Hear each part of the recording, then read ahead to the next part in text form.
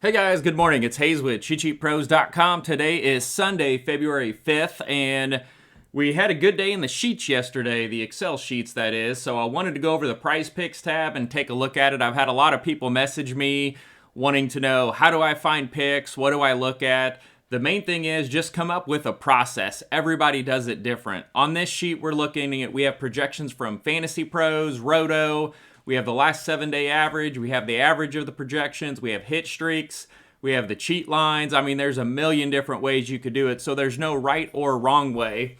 Typically, what I do is I like looking at the last 10 hit rate and picking from there. And then we had added in the hot picks, which you can see here, and the ice picks, which are basically our recommended overs and unders. But again, look into them because there's a lot of stuff that comes into play.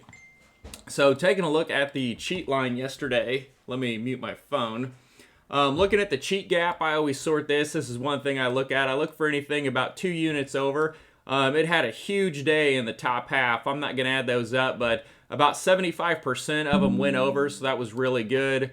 Confidence percentage, it's really close to the cheat gap. You can see top 6 hit, and then out of this top, however many that is, we had a ton of overs hit. So really good day for using the sheet if you're looking at Prize Picks. The last 7-day average, this is one of my favorites to always look at and see what the difference is. So this has the last 7-day average for this stat for the player, and then the difference between what the Prize Pick line is. So the ones with a big difference, you can see the top 8 all won, so they went 8-0, but again, 3 of them, actually 4 of them were Giannis, and Porzingis was almost an automatic play when Beal was out. And then over these top plays, I mean, look at this. This one just absolutely smashed. So what's that? I'm going to add these up. 4, 8, 10, 13, 16, 18, 20, 26, and 5. So for the top 31 plays. So that's really good on just looking at a last 7-day average. So if you come up with a process, and let's say every day you look at the difference and you're going to go through these players, and these are the plays you're going to look at, you have a high probability of picking 2, 3, 4, maybe even 5 winners. Looking at the Fantasy Pro projections, again, they don't do free throws, so we got to scroll down here to where they come up, and you can see they ended up really well too. So overall, it was a good day across the board. They had a ton of overs they had hit. Look at the Roto projections. That's one thing that we'd been focusing on. 4 of the top 5 missed, which, yeah, kind of a mix of guys. But then they went on a streak here and had a ton of overs, so they end up doing pretty well too. And you can see a lot of these misses, we had talked about getting rid of the 20-30%.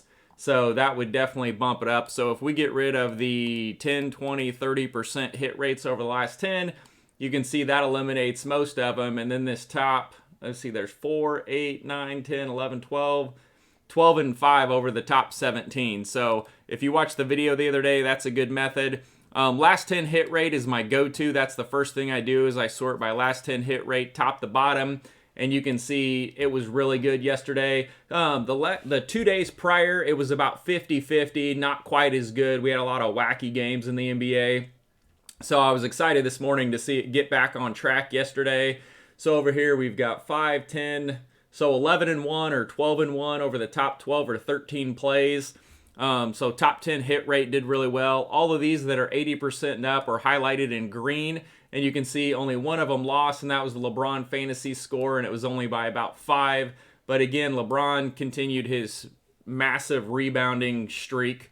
Well, I guess not streak. He was like 11-0 or 12-0 on 7 rebounds, and they bumped it to 7-5. He had 7, and then he had 9. So he's 12-1, I think, on rebounds going over. So those are some of the things I look at. Come up with a process. Some people love projections. I don't. I'm not a projection guy. So I always look at my cheat gap. I look at the last 7-day average. And then I look at the last 10 hit rates. And that's kind of what I look at. And then I'll go look at default confidence percentage plays, which I'll come in here and go high to low. And then I'll kind of thumb mark these plays. And I'll go look at them and see, which ones I like, how often they're hitting, DVP for the individual players. Also, we have these new deals, so cooling off and heating up. Those are kind of the middle two that show more of the last 5 games, overs, unders. It's just kind of to put an earmark on some of the plays, but the ones that I recommend looking at if you don't have a lot of time kind of like we have our diamond plays in DFS, is doing your hot picks and your ice picks. So let me show you the hot picks. So first, the hot picks, they started off when we tested it out. They went 11-5, and then I think 12-5 or 12-6 the next day. And then we had 2 days of about 50-50. And then I checked it again today, and so they went 4-0 yesterday, which the free throws made are always kind of tough. But the 2 rebounds, which LeBron, I'm not surprised, was in there, and Giddey rebounds, they both went over 7.5. He put up deal. Giddey squeezed over 7.5, put up 8. So the hot picks went 4-0 yesterday. And then the ice picks, these are what we would pick for the unders. So you can see here this ice pick, and these have a last 10 hit rate of 30% or less. So they're trending down. And then I think both projections, Fantasy Pros and Roto, are projecting them to go under, which you can kind of see here. All of the red, they were projected to go under. Some big under streaks, 8 games in a row under, 7 under, 7 under, 3, 5 under. So someone asked me where to pick up under plays. Look at the ice picks. But again, you have to keep in mind, like if someone's out and they normally play 20 minutes a game, but now they're going to play 35, that's probably not an under I'm going to go after. So just take a look at it, and here I'll separate these out. So over here we had 6, 7, and then, now let me count these up. 1, 2, 3, 4, 5, 8, 10, 13, 15, 18, 20. So 21-7 unders on the ice pick. So overall, I think it was, say, 21-7, and then we had 4 wins. So 25-7, that's 78, 79%. So pretty good. If you just pulled up the PM cheat sheet, got home from work and said, hey, hot picks, ice picks, I'm going over on the hot picks. You'd have went 4-0. Ice picks are my unders.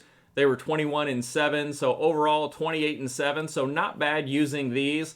So these identifiers are here for you guys to kind of help narrow down some of your picks. I like looking at specific plays and digging into them and doing some research, but definitely something to take a look at. So it was a good day in the sheets yesterday, and I will keep them posted. And good luck, guys.